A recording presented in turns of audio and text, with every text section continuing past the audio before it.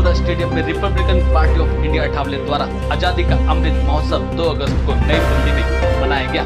कार्यक्रम में प्रमुख अतिथि के रूप में उपस्थित सड़क व परिवहन मंत्री नितिन गडकरी जी ने कहा, पिछले 4 दशकों से समाज के सभी वर्गों को न्याय दिलाने के लिए Republican party of India Athawale के राष्ट्रीय अध्यक्ष रामदास अठावले जी अनवरत कार्य कर रहे हैं। देश के प्रधानमंत्री श्री नरेंद्र मोदी जी, भाजपा अध्यक्ष जेपी नड्डा व अठावले जी के इस अनूठे प्रयासों में हमेशा साथ हैं।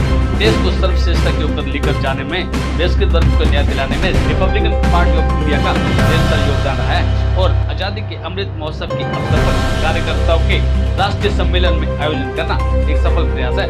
स्वतंत्रता का रूपांतरण स्वराज्य में बदलना ही केंद्र सरकार का एकमात्र उद्देश्य है और अपने इसी उद्देश्य के क्रियान्वयन के लिए केंद्र प्रयत्नशील है।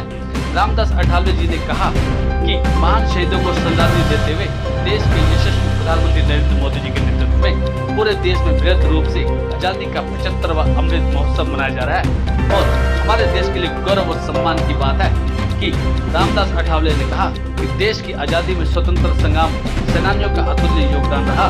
देश के यशस्वी प्रधानमंत्री मोदी जी के नेतृत्व में पूरे देश में आजादी का अमृत महोत्सव विधिवत रूप से मनाया गया।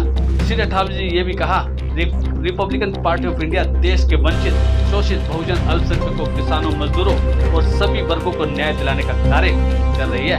देश के प्रधानमंत्री के नेतृत्व में ये सपना साकार होता दिखाई दे रहा है। रामदास अठावले जी ने ये भी कहा, केंद्र की सभी जन कल्याणकारी योजनाओं का लाभ अंतिम व्यक्ति तक को मिल रहा है। देश के श्रेष्ठ भारत के निर्माण होने की दिशा में निरंतर अग्रसर है। उन्होंने कहा, तिरंगा देश को जोड़ने के साथ हमें राष्ट्र सेवा के लिए खुद को समर्पित करने हेतु प्रेरित करता है।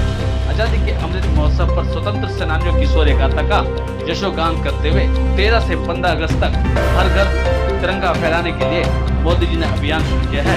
इसलिए हम सभी को हर घर तिरंगा अभियान से जुड़कर 75वें स्वतंत्रता दिवस के ऐतिहासिक राष्ट्रीय महोत्सव में अपनी सक्रिय भागीदारी सुनिश्चित करनी चाहिए।